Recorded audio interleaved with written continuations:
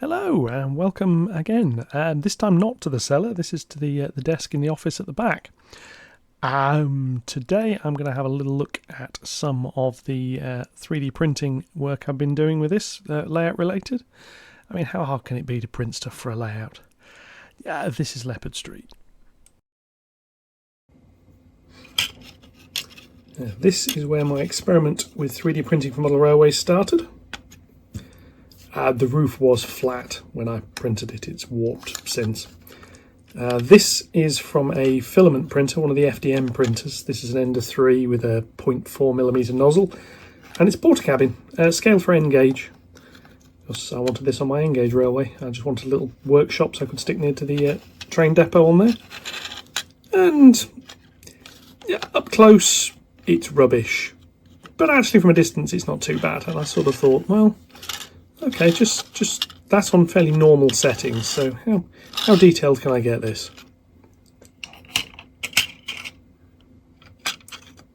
This is the same model file, and I'll cut to showing the model file shortly. This is printed with a 0.2mm nozzle, and is actually a lot better. I must have made a start painting the inside of this one before I sort of gave up. The hole in the bottom, incidentally, so I could put wires through for LEDs. And then obviously this has a roof, which again could be stuck down when the LEDs are in. And again, it's exactly the same porter cabin model. Bring them both in together. You can see the quality of the print is a lot higher. And it took about 4 times as long, which was another slight problem. I made 2 of them. The idea was I was going to stand them on each other and put like a gantry outside. I never got that far. And these were when I was just using an FDM printer before the resin printer I used for the wagons. And here we are in Blender, and this is the porter cabin. It's a relatively straightforward model. This is before I drilled the hole in the floor, and yeah, if anything, this is actually simpler than the little model mount I was showing the other day.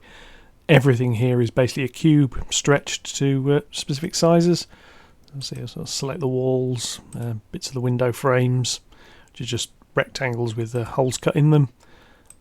Some of the legs, which are slightly optimistic levels of detail, but I figured while I'm doing this, I might as well add some detail and just see what happens. So yeah, that was the porter cabin. More recently, went with the resin printer. How hard is it to print bricks? What I wanted was something that actually produced the brick pattern. So again, I'll show the 3D model for this shortly. This was then painted with this Cavalry Brown from Vallejo, which is a sort of dark brick colour. When that dried, got a coat of gloss varnish. When that had dried, a very, very thinned coat of this Wraithbone from Games Workshop. I just had it to hand, so I used that. Also used that to paint the windowsills. Paint on a very thin wash, and then rub most of it off. And it settled nicely into the brick detail. It's bloomed a little bit towards the bottom because this was just printed as it is. It really needed to be on a support. There is a brick pattern inside, but I've not painted that yet. So yeah, and that was. I'll do a video at some point on how to do the bricks when I've done a little bit more and I'm a bit more familiar with them. But that's that. So yeah, let's have a look at the models. So here we are again, and this is that little hut model I showed a minute ago as it's rendered here. The interesting thing is the walls are single pieces. Basically, I modelled a single brick and told Blender to multiply it. Not a technique I've come up with myself. I watched a video to find out how to do that. I will go through it at some point. And then there's another panel inside it, which is just representing the mortar. As you can see, very basic. I mean, it's not really usable as a building. There isn't even a door. This was literally intended to see, will this level of detail come out? And as you've just seen, yes, it did. It came out quite nicely. So I can work on this a little bit more. Some of you may have seen Sam Strain's videos where he's 3D printed railway wagons. If you haven't, they're well worth a watch. They're on YouTube. Go and have a look. How hard can that be? I sort of thought, well, let's give that a go. Now we have the first attempt at printing a wagon. As you can see, very basic. This is just a slab with some holes cut in it and some fairly crude W irons added. No other underframe detail. There are holes for bearings. The holes aren't far enough apart to fit them, so it's just wheels put in. Interestingly, I don't know quite where these wheels came from. I took them off something, but I can't find anything that hasn't got wheels, so magic wheels. Came out alright. It's fairly robust. It rolls. It showed it was possible. So then I went on a little bit more detail. Here's the second version. This one doesn't have any wheels. It's had a slight wash coat applied, which means the detailing on the side is a little bit more obvious on this one. This is basically the same as number one. The wheels are slightly further apart in this one. Holes for the wheel bearings are slightly larger. Didn't quite print properly. Couldn't really get the bearings to go in very well. But the wheels fitted. This rolled, but it's basically the same design as before. We then have the third iteration. Now this one's a little bit more interesting. I found for this a railway clearinghouse drawing, and I thought I will take measurements from it. So I did. Now as you can see, it's not quite straight. This warped. So see, it's flexing a little bit. Underframe slightly more accurate. W irons slightly more accurate. Unfortunately, while they are pretty much to scale, you can see how narrow they are. They are quite weak, and hence one of its legs came off when I was removing it from the printing. Did have a go at putting some buffers on one end. The idea was to check the heights, but as you can see, couldn't really do a lot with it. Did manage to get the wheels in one end with the bearings, and they turned quite nicely. But that was number 3. Now number 4 is a little bit more interesting. I added some more detail to this, and then I hit print. And this is what came out. Yeah, this is what a 3D print looks like when it doesn't work. Yeah, as you can see, it didn't stick properly. Although you can see there is brake rigging. W irons are slightly more robust on this one. Basically, I've tripled the thickness. Buffers are still there. There's a little bit more soul bar detail on this. But yeah, it prints sort of... the print bed, if you'll imagine, is above this, and it's printing it out of the vat. And when I saw the state that was it, I hit stop, which is why that corner's not printed. It just didn't get that far, but didn't give you a lot of point. But again, it showed the level of detail was there. I just needed to play with how it was supported. So that's number 4. For number 5, we go back down to the cellar.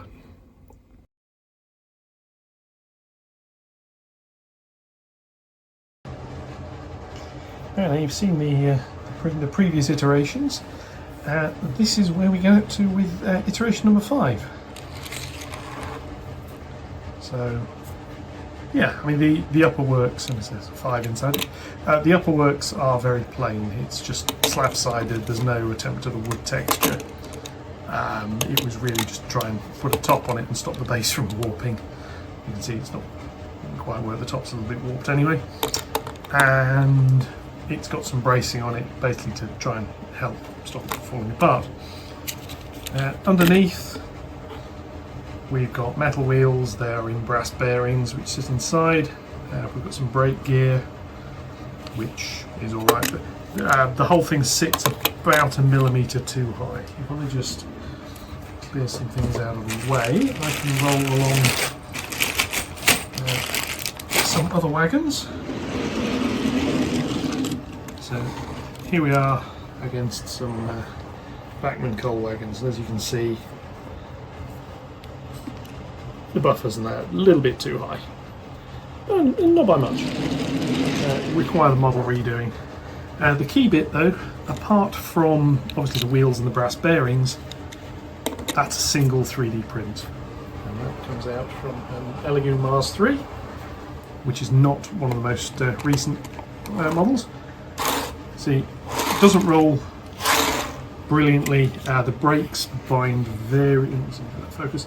The brakes bind very, very slightly on the wheels. I need to take them outboard very slightly and back them off the wheels very slightly. So I'll have to adjust the model on that before I do a sixth iteration. And as you can see also, there's no provision on here for putting couplings on this as yet. This is still very firmly a is this possible test article. I think the obvious answer is yes. I'm quite pleased with how that's come out. A little bit distorted here on this corner, as you can see, it's not quite printed properly. Slight artifact from printing it, as in one of the buffers isn't perfect. Slight artifact from printing it in one piece. You sort of see the patterning on the wagon there. It prints, as you saw from the other ones, sort of like that. Sort of emerges out of the liquid. So this over here is where it's not quite adhered properly to the printing bed. But yeah, a bit more work, little ongoing side project there. But there we go. And here we are back in Blender, and once again, this is the model of the wagon. This is the fifth iteration you've just been looking at. This is how this prints, and as you can see, it's a reasonable level of detail here. Like I say, I need to move the wheel blocks, the brakes need to come inboard slightly, outboard slightly, so they don't bind on the wheel flanges, and just move them slightly further away from the wheels. But it's not bad.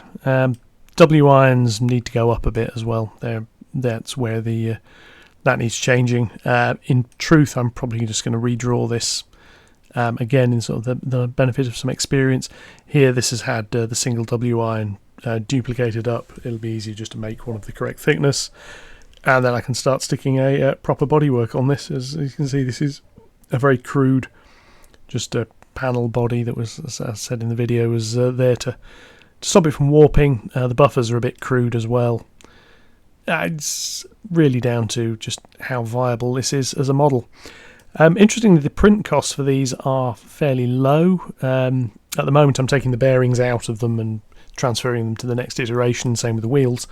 In terms of actual resin, yeah, it's 20-25p's worth of resin, including the supports. The idea behind this is true Yorkshireman style here.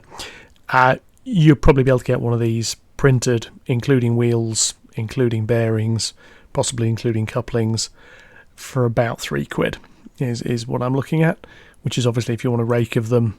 Individually they may not hold up to much scrutiny, but a rake of say 20 of these things trundling around in the background, you're not going to look at them too closely. So that's where this is. Another iteration needs to be managed. I've not even started that yet, but that's where this is so far. Well, I hope you enjoyed the quick little overview of where I've been playing at with some of these. This has come about after comments on a live stream with Partick Hill Station. Charlie on there was sort of very kindly gave a bit of an intro into this and commented on one of my earlier videos. So I thought, well, I'd mention this. Let's just do a little bit more detail here and see where we're going. As usual, any comments, likes, dislikes, subscriptions, if there's anything you don't like, yeah, feel free to leave a comment. I keep it vaguely family friendly, but anything you don't like, if it's something I can do something about, please let me know. And I will see you all again very soon, hopefully. Thank you very much.